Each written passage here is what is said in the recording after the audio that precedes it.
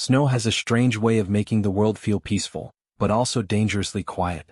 It softens every sound, hides every footprint, and turns familiar places into something cold and unfamiliar. That's why winter horror stories always hit a little different, because in the freezing dark, when the wind is cutting and the world feels empty, even the smallest noise feels like a warning.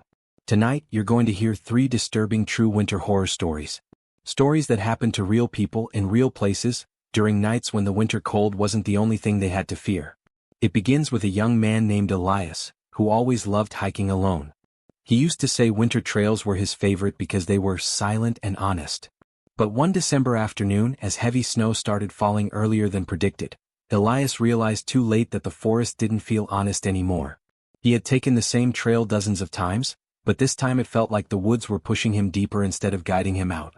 Every tree looked the same, every turn felt wrong, and soon the snowfall became so thick he couldn't see more than a few steps ahead.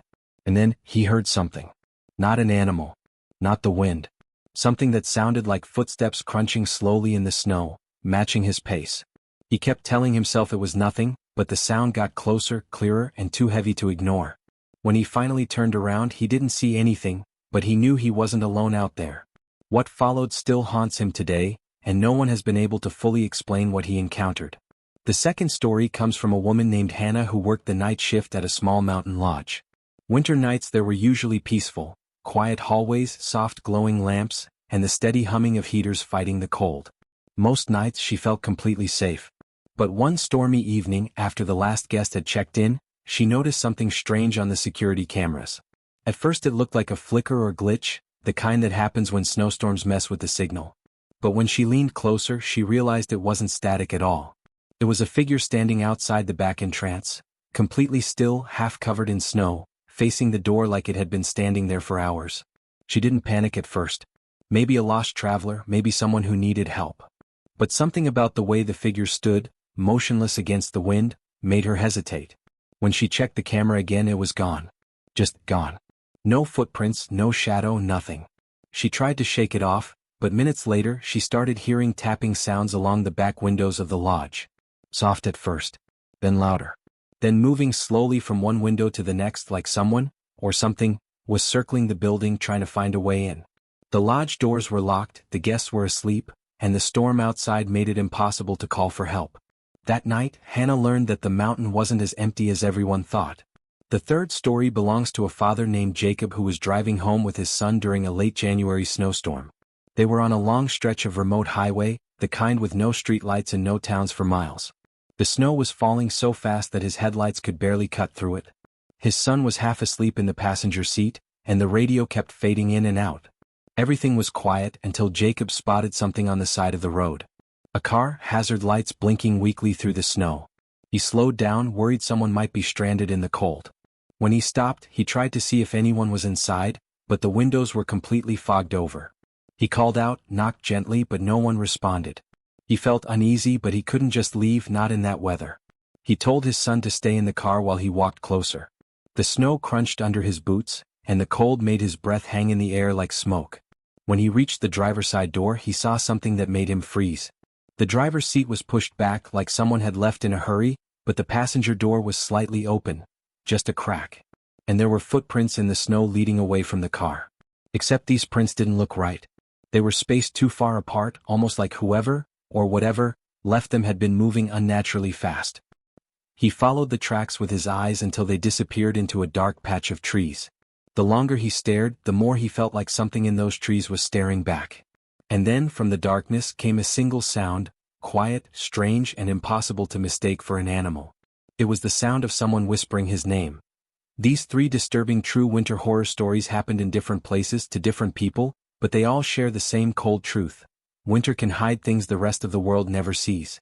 It can trap you, isolate you, turn familiar places into something threatening. And sometimes, it reveals things you wish you'd never discovered. Elias's footsteps in the forest. Hannah's tapping at the lodge windows. Jacob's whisper in the snow-covered trees. Each of them thought they understood winter. Each believed they were safe. But all of them were wrong. Because the cold has a way of bringing things out, things that wait in the silence, things that move through the snow, things that don't care if you believe in them or not. And the most disturbing part? All 3 survivors say the same thing. They felt watched long before they knew something was there. What happened to each of them next is far more unsettling than anything they first noticed.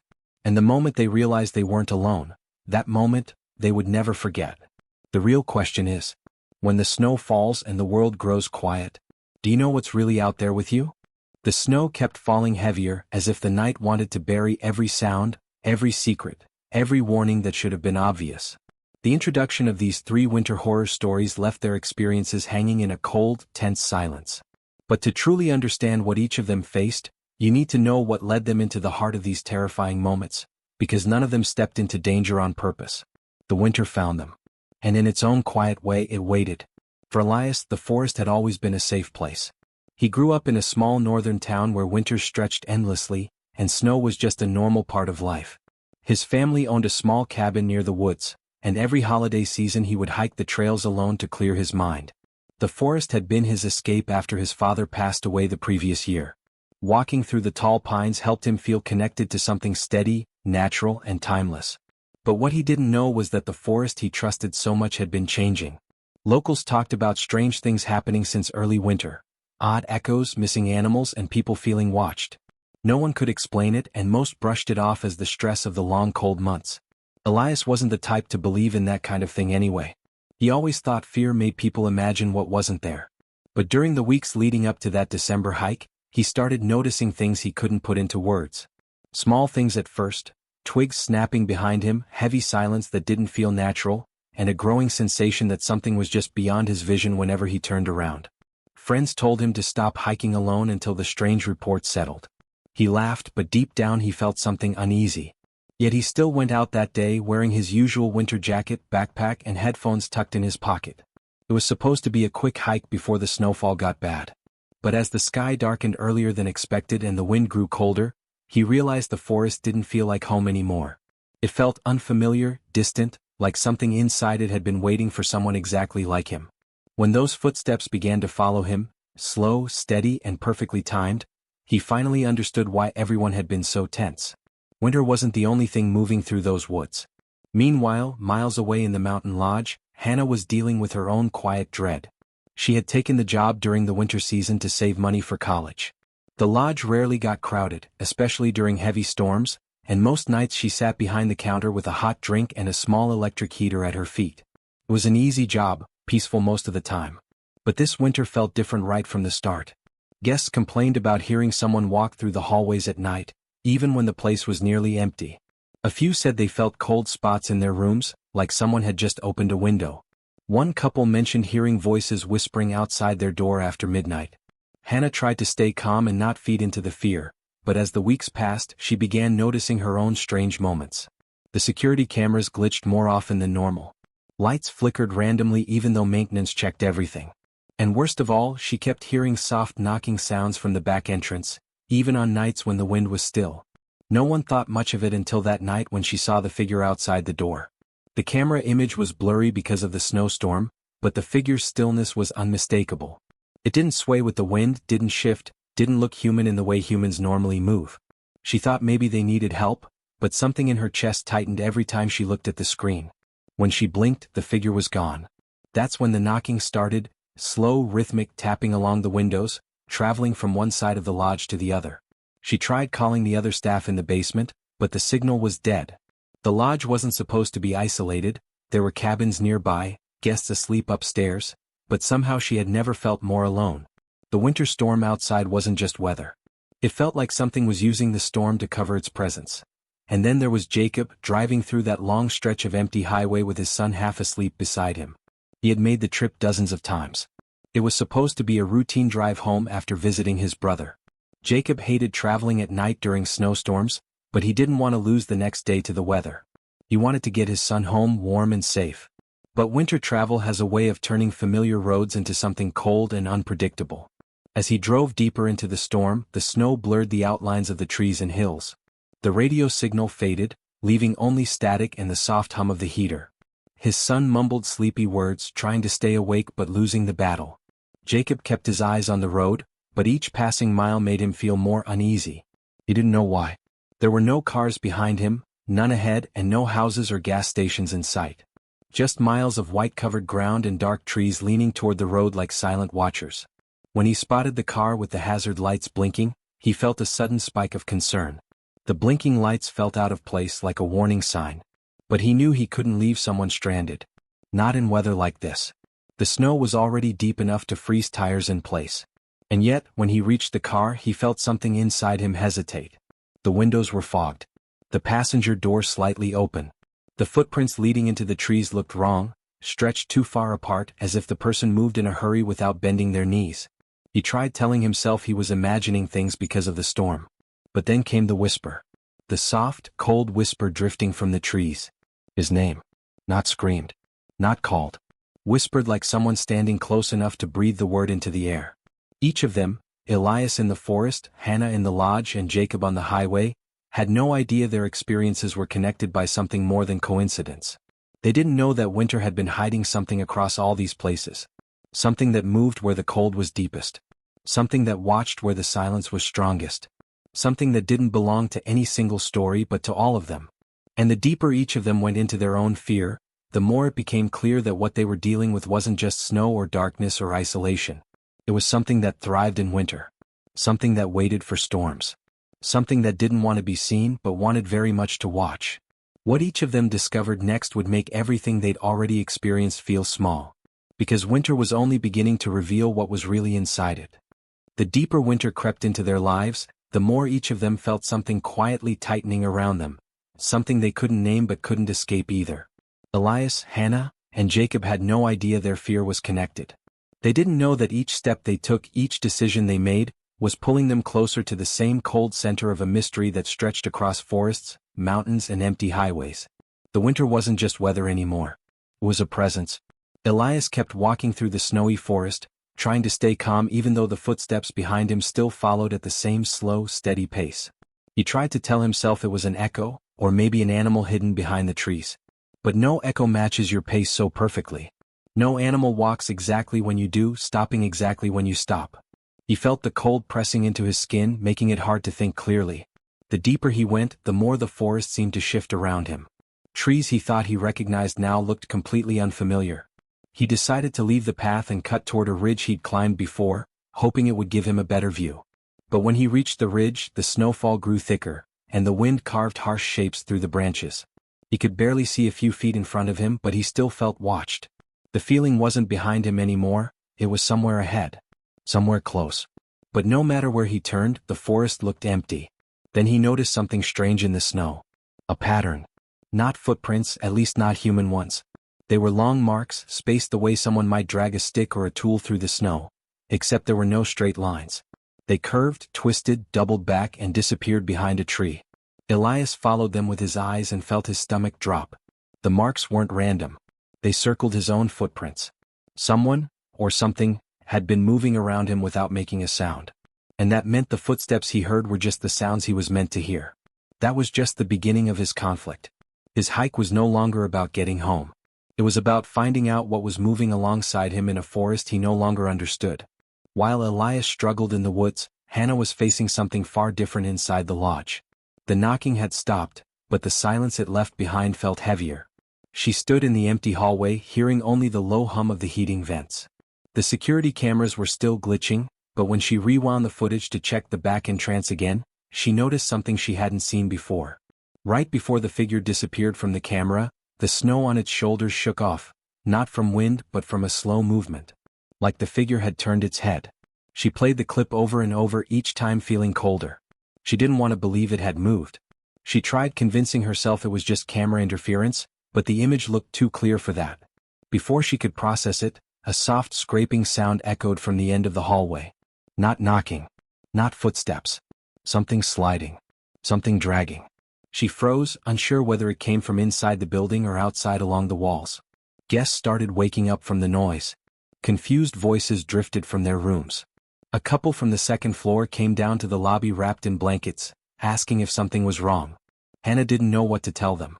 She didn't want to start a panic. She only said the storm was affecting the building, and they should stay inside their rooms until she checked things out. But she didn't go check anything. She stayed behind the counter, staring at the hallway, waiting for the scraping to happen again. When it finally did, this time on the opposite side of the building, she realized something impossible. Whatever was outside wasn't walking around the lodge. It was circling it. Meanwhile, Jacob still stood near the abandoned car, staring into the dark tree line where that whisper had come from. His son, still inside their own car, opened the door and called out to him, shivering from the cold. Jacob snapped back to reality, realizing he had left his child alone too long. He quickly returned to the car, trying to hide the fear on his face, but his son could tell something was wrong. They drove forward cautiously, but the storm made it difficult. The snow on the windshield looked like 1,000 white sparks hitting the glass. Jacob kept checking the rearview mirror, unsure what he expected to see. At one point, his son asked if he saw someone standing on the side of the road earlier. Jacob said no, but the truth was he didn't trust his own memory anymore.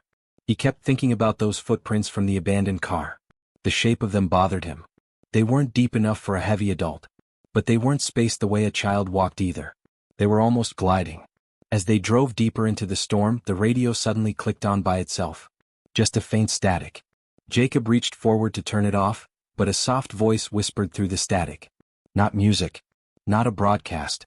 Just a breathy word he couldn't fully understand. His son sat up straight, scared now, asking what that was. Jacob didn't know what to say. The radio wasn't even tuned to a station. And then the sound stopped as suddenly as it started. Jacob's conflict wasn't just about survival anymore. It was about protecting his son from something he didn't even understand yet.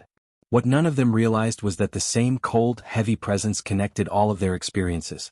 It moved through the winter storms the way a fish moves through water, effortlessly, unnoticed but always watching. The winter had brought more than cold winds and heavy snowfall. It had brought something patient, something curious, something that seemed to drift between places without leaving a trail. As Elias tried to find his way out of the forest, as Hannah watched the lodge get circled by something unseen, and as Jacob drove deeper into the storm with the radio whispering things it shouldn't, the winter grew darker, fuller, almost alive around them. They didn't know that their stories were inching toward the same direction, like separate paths twisting toward one center. They didn't know the winter was pushing them toward something none of them were ready for. The real conflict wasn't just fear of the unknown. It was the slow realization that the unknown wasn't staying unknown. It was getting closer. The winter around them seemed to thicken, like the cold itself had weight, like the air was becoming something they had to push through instead of breathe. Elias, Hannah, and Jacob were already trapped in their own terrifying situations, but none of them expected the night to twist even further. Each of them thought things couldn't get worse. Each of them was wrong.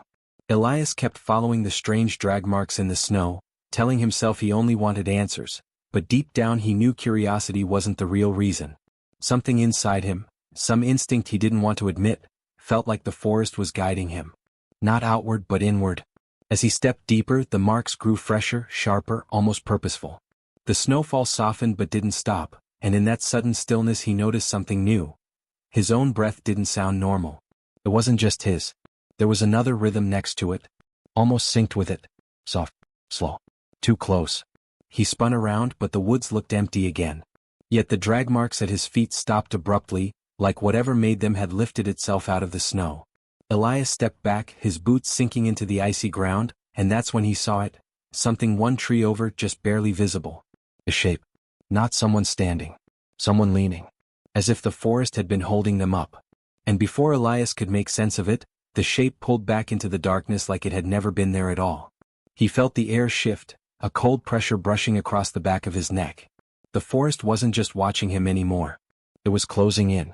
While Elias fought to keep calm, Hannah stood in the dimly lit lobby with every nerve in her body tensed. The scraping around the lodge had grown faint, but that only made it worse. Silence in a winter storm didn't feel natural. It felt planned. She checked the cameras again, flipping through each feed, but now the screens didn't show glitches, they showed black. Every camera outside was dead. Only the interior ones still worked, and that alone made the air feel colder. She reached for the radio on the counter, trying to contact the staff downstairs, but the device cracked with a burst of static, much louder than it should have been. A voice slid through it. Not a full word, not a sound she could clearly identify, but something that made her heart jolt. As she stared at the radio, unsure whether she imagined it, a thud echoed from the back hallway. Not a scraping. A thud. Heavy enough to shake the picture frames on the wall. Anna froze. One of the guests upstairs shouted something, startled by the noise. She tried to call out that everything was fine, but her voice cracked. The hallway lights flickered once, twice, then steadied. She took a step forward, moving toward the sound, but halfway down the hallway she stopped. There were wet marks on the floor, small puddles of melted snow trailing toward the laundry room. Someone had been inside. Recently. And she hadn't seen anyone enter. Her mind raced with possibilities, maybe a guest, maybe a staff member, but the puddles didn't look like footprints. They looked like someone had been dragged or had been crawling. The marks led straight into the dark laundry room, and the door was slightly open, just enough for cold air to seep through. She tried to push it shut, but as soon as her hand touched the door, it pushed back. Not hard. Just enough to show she wasn't alone on the other side. Across the stormy highway miles away, Jacob gripped the steering wheel so tightly his knuckles had turned pale. His son kept glancing out the back window, saying he felt like someone was following them, even though the road behind them was completely empty. Jacob kept telling him it was just the storm, but he didn't believe it himself. The radio, silent until then, buzzed again. This time the voice wasn't whispering. It was clearer but still not words he understood. It sounded almost like breathing played through a broken speaker. Jacob reached out to turn it off, but before his fingers touched the dial, the car headlights flickered. The engine sputtered. The dashboard lights dimmed. The entire vehicle groaned like something heavy was slowing it down. His son panicked, asking what was happening, but Jacob didn't have an answer. The car finally rolled to a stop, the engine dead. The storm pressed against the windows so hard it felt like the snow itself wanted inside. Jacob tried starting the car again, but before he could, a beam of light flickered behind them. Not headlights. Something weaker. Something moving. His son twisted around, eyes wide. "Dad. Something's walking on the road." Jacob didn't want to look, but he had to. Through the swirling snow, a faint shape appeared, tall but slouched. Slow but steady. Not rushing, just moving toward them, step by unnatural step. Jacob blinked hard. For a moment he thought it might be a stranded traveler, but then he noticed something strange. The shape didn't sink into the snow the way a person would. It moved above it, like it weighed nothing. And then the second twist hit, soft, impossible, undeniable. The shape wasn't alone. There was another behind it. Smaller. Faster. Moving with jerky motions that made Jacob's stomach tighten. He slammed the lock button on the doors, even though he wasn't sure that would matter. Back in the forest, Elias's fear escalated as the cold pressure around him grew stronger. He tried to run, tried to find the trail again, but the snow muffled everything. The forest seemed to shift around him, trees bending and shadows stretching. And then he noticed something that made him stop completely. In the distance, through the dim light, he saw a lantern. A soft, warm glow. Someone else in the forest. He wasn't alone. But as he stepped closer, his relief faded. The lantern didn't sway like someone hand-carried it. It hovered. Just enough to show it wasn't held at all. And then it slowly lowered, disappearing behind a fallen tree as if someone, or something, had crouched down with it. Hannah, gripping the laundry room door, felt the pressure push from the other side again, slow, deliberate. She stepped back just as the lights flickered a second time and the radio on the counter crackled louder than before. And through the static, came the same whisper Jacob heard on the highway. The same breathy sound Elias heard in the forest. None of them knew it. None of them could see each other. But the same presence had reached all three of them now. The main conflict wasn't just circling them anymore. It was closing in, fast, deliberate, and ready to reveal itself. But not yet. The winter wanted them to feel it first. To hear it. To know something unseen had stepped into their lives. And the night was far from over. The winter around them seemed to thicken, like the cold itself had weight, like the air was becoming something they had to push through instead of breathe. Elias, Hannah, and Jacob were already trapped in their own terrifying situations, but none of them expected the night to twist even further. Each of them thought things couldn't get worse. Each of them was wrong. Elias kept following the strange drag marks in the snow, telling himself he only wanted answers, but deep down he knew curiosity wasn't the real reason. Something inside him, some instinct he didn't want to admit, felt like the forest was guiding him. Not outward but inward. As he stepped deeper, the marks grew fresher, sharper, almost purposeful. The snowfall softened but didn't stop, and in that sudden stillness he noticed something new. His own breath didn't sound normal. It wasn't just his. There was another rhythm next to it, almost synced with it. Soft, slow, too close. He spun around, but the woods looked empty again. Yet the drag marks at his feet stopped abruptly, like whatever made them had lifted itself out of the snow. Elias stepped back, his boots sinking into the icy ground, and that's when he saw it, something one tree over, just barely visible. A shape. Not someone standing. Someone leaning. As if the forest had been holding them up. And before Elias could make sense of it, the shape pulled back into the darkness like it had never been there at all. He felt the air shift, a cold pressure brushing across the back of his neck. The forest wasn't just watching him anymore. It was closing in. While Elias fought to keep calm, Hannah stood in the dimly lit lobby with every nerve in her body tensed. The scraping around the lodge had grown faint, but that only made it worse. Silence in a winter storm didn't feel natural. It felt planned.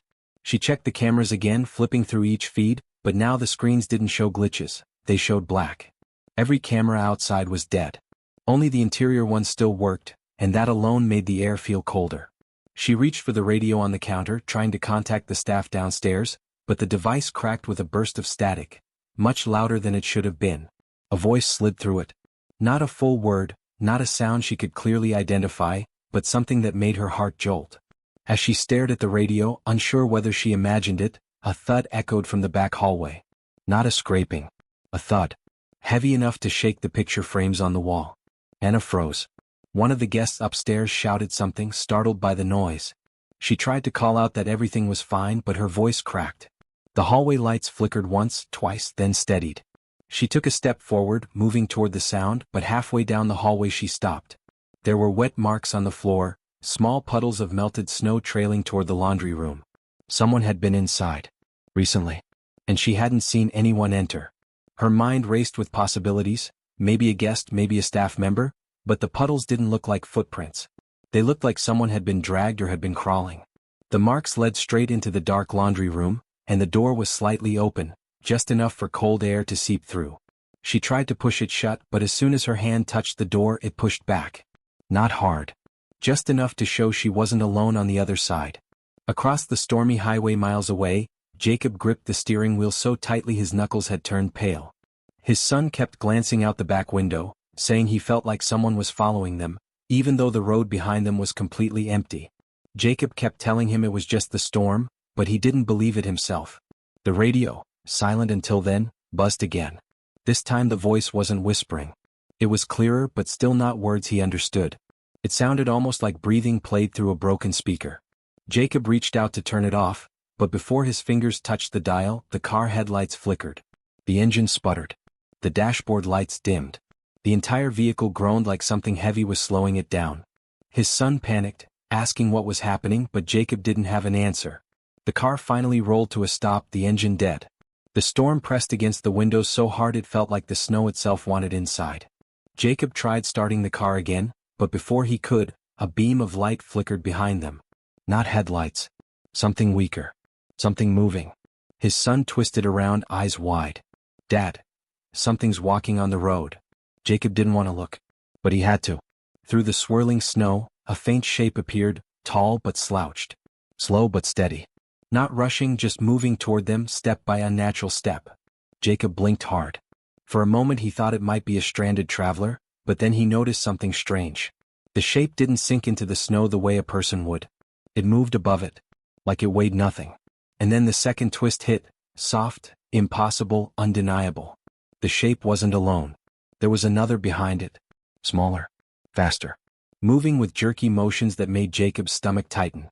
He slammed the lock button on the doors, even though he wasn't sure that would matter. Back in the forest, Elias's fear escalated as the cold pressure around him grew stronger. He tried to run, tried to find the trail again, but the snow muffled everything. The forest seemed to shift around him, trees bending and shadows stretching. And then he noticed something that made him stop completely. In the distance, through the dim light, he saw a lantern. A soft, warm glow. Someone else in the forest. He wasn't alone. But as he stepped closer, his relief faded. The lantern didn't sway like someone hand-carried it. It hovered. Just enough to show it wasn't held at all. And then it slowly lowered, disappearing behind a fallen tree as if someone, or something, had crouched down with it.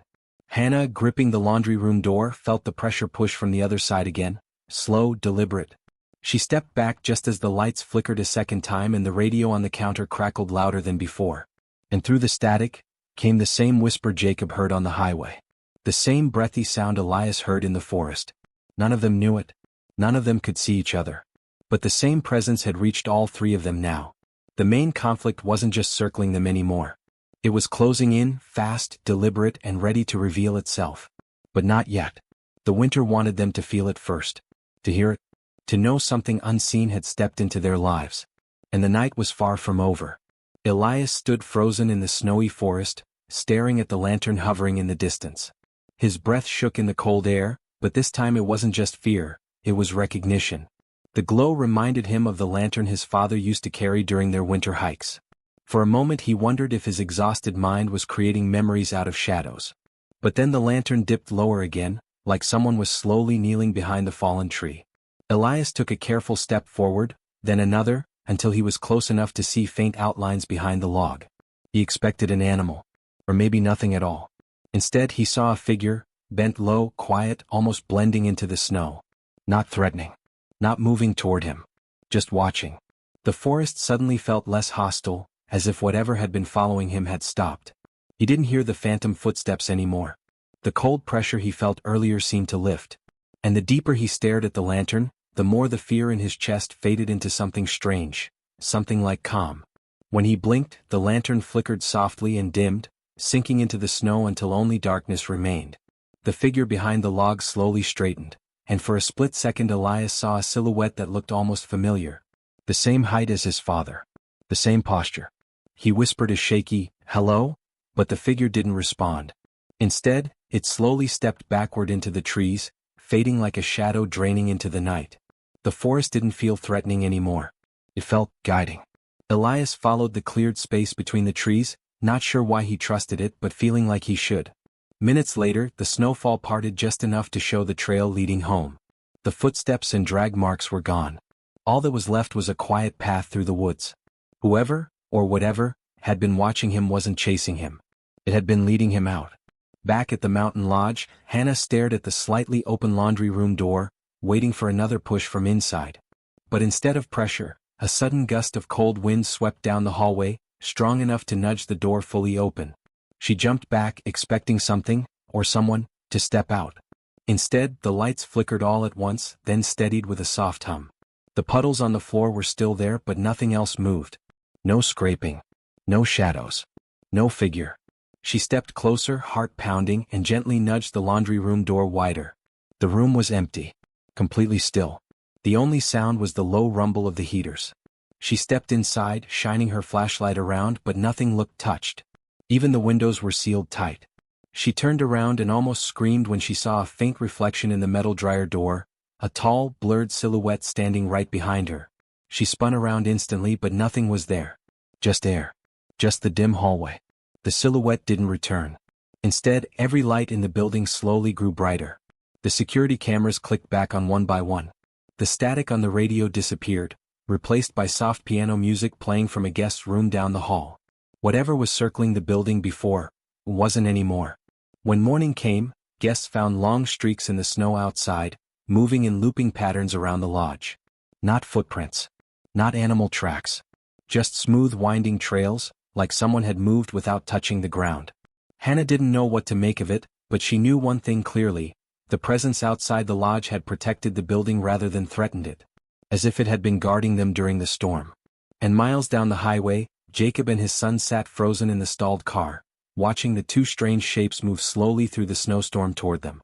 His son grabbed his arm tightly, whispering that he didn't want to be there anymore. Jacob shielded him, unsure what to expect. But the closer the shapes came, the more they seemed to distort into softer outlines. Not solid. Not fully formed. They moved like drifting smoke trapped in a human shape. The smaller shape approached the window first, raising what looked like a hand, but the snow around it didn't shift. It wasn't touching the ground. Jacob braced himself, ready to shield his son, but instead of danger, the shape leaned close to the window and then slowly lifted its arm toward the hood of the car. A faint glow spread across the windshield, like frost melting in reverse. The headlights flickered back on. The dashboard lights brightened. The engine roared back to life. The shapes drifted back into the storm without a sound, fading like mist drawn away by the wind. Jacob didn't wait to understand what they were. He stepped on the gas and drove forward until the storm finally thinned and the lights of a rest stop appeared in the distance. Only when they were safely parked did he finally breathe again. His son asked what those things were. Jacob didn't have an answer. But he knew they hadn't meant to harm them. If anything, they had saved them. As dawn slowly touched the forest, the mountains, and the long stretch of highway, all three survivors felt the same quiet shift in the air. The presence that had followed them, watched them, and moved around them through the storm had disappeared with the night. Gone as if it had never existed. But each of them carried the feeling that it had been there for a reason, maybe to warn them, maybe to protect them, maybe both. Elias returned home shaken but safe, unsure whether he encountered a spirit of memory or something older, something rooted in the winter woods. Hannah watched the sun rise through the lodge windows, seeing strange patterns in the snow that looked almost like the marks of a guardian circling the building. And Jacob leaned against his car at the rest stop, staring into the fading storm, wondering why the winter had chosen his family that night. But just when they all thought the mystery had ended, the unexpected twist surfaced. Something small but undeniably real. Elias found a lantern hanging from a branch near his cabin. Not his father's. Not his. Old, iced over but warm to the touch. Hannah found the laundry room door open again hours later, with a clean, perfect circle melted into the floor like something had rested there. And at the rest stop, Jacob's son pointed out two long, smooth marks in the snow leading directly toward their car, then stopping abruptly as if whatever made them had risen into the air. Each of them realized the same chilling truth. The winter presence wasn't gone. It had simply chosen to step back. And it could return, whenever the cold wanted it to. The wind outside the cabin had finally settled by the time everything calmed down inside. The storm clouds thinned, leaving a gray sky that felt almost gentle compared to everything that had happened. For a long moment, the three of them, Evan, Mara, and Jonah, just stood there in the quiet, letting the weight of the night settle. Even though the danger had passed, their nerves were still tight, and every small sound made them glance at the windows. The winter woods had a way of keeping its hold on you long after the fear should have faded. But now, for the first time since all of this began, there was space to breathe. Evan was the first to step outside. The cold hit him like a wall, but he welcomed it. He needed the fresh air to feel real again. The snow crunched under his boots, still marked with old footprints and strange drag patterns near the treeline. But the disturbing shapes that had followed them before were gone now, covered overnight by drifting snow. It almost felt like the mountain itself was trying to hide everything that had happened. Mara walked out next, holding her jacket tightly around her shoulders. Jonah lingered behind, nervous to leave the doorway, but even he couldn't stay inside forever. The cabin suddenly felt too small to hold everything they had been through. They didn't say much as they walked toward the ridge. Words felt too heavy, too sharp for a moment like this. Instead, they let the silence work as a kind of comfort. The sky shifted from gray to a dull silver, creating a soft glow on the untouched snow. It didn't feel threatening anymore. Just quiet. Peaceful in a way they hadn't felt in days. Mara finally broke the silence, her voice low and tired. She said she still couldn't shake the feeling that someone had been following them at the start of the trip, long before the real danger even showed itself.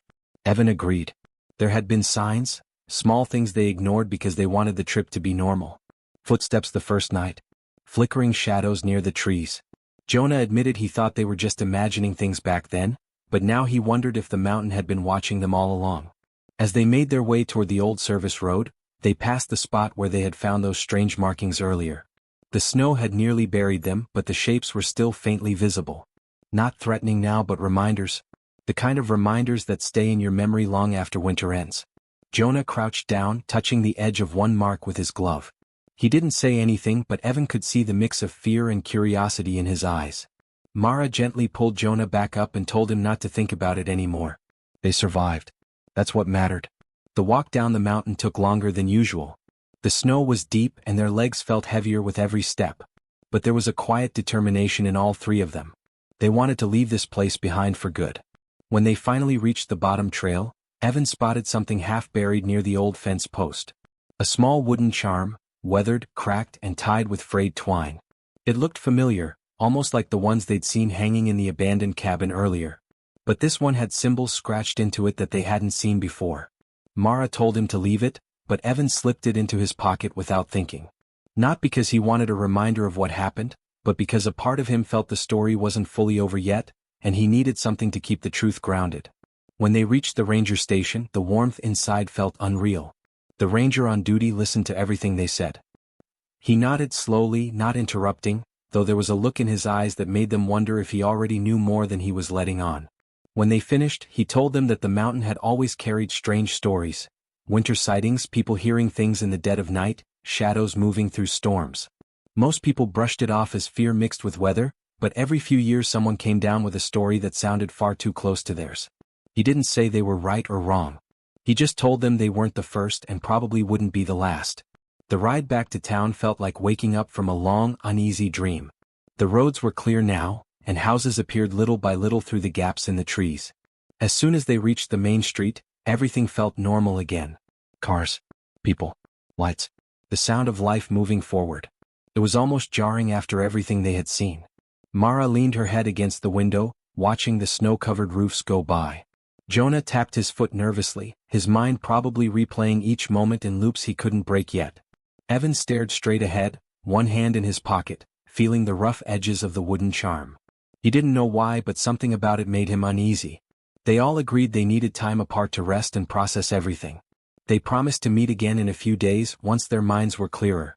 But days passed, then weeks, and something strange happened. Each of them began experiencing small moments that felt out of place. Evan heard soft tapping on his window at night, even when there was no wind. Mara noticed unfamiliar footprints outside her apartment door during a snowfall. Jonah kept waking up at the exact same time every morning, feeling watched even though the room was empty. None of them talked about it at first. They wanted to believe it was stress or leftover fear. But one night, Evan finally broke the silence. He sent a message to Mara and Jonah, telling them something was wrong with the charm he had taken. The symbols had grown darker, almost sharpened, as if carved deeper than before. Mara replied immediately, saying she had been having dreams about the mountain, always from an angle she never saw in real life. Jonah confessed he had started hearing whispers whenever he turned off the lights. They all planned to meet the next morning to figure out what to do. But that night, something changed. For the first time since they left the mountain, Evan slept soundly. No tapping. No strange cold spots in the room. No whispered voices. When he woke up, the charm on his desk was gone. Not misplaced, gone. His window was locked. His door was locked. No one else had a key. Mara and Jonah both told him they'd slept deeply too, no disturbances at all. Whatever had followed them down from the winter woods seemed to fade, almost like it had grown tired and finally let go. The strange signs stopped. No more footprints, no more dreams, no more whispers. Slowly life returned to normal. They met again days later, sitting in a small cafe with warm drinks in hand, sharing a quiet understanding that didn't need to be spoken. They couldn't fully explain what happened. They couldn't prove it. But the fear that once felt overwhelming had softened into something they could live with. A memory instead of a threat. A story instead of a shadow. The winter mountain had taken what it wanted and in its own way returned their peace. Still, there were moments, rare ones, when Evan felt a chill pass behind him, or Mara caught a flicker of movement in the corner of her eye, or Jonah thought he heard that faint whisper again.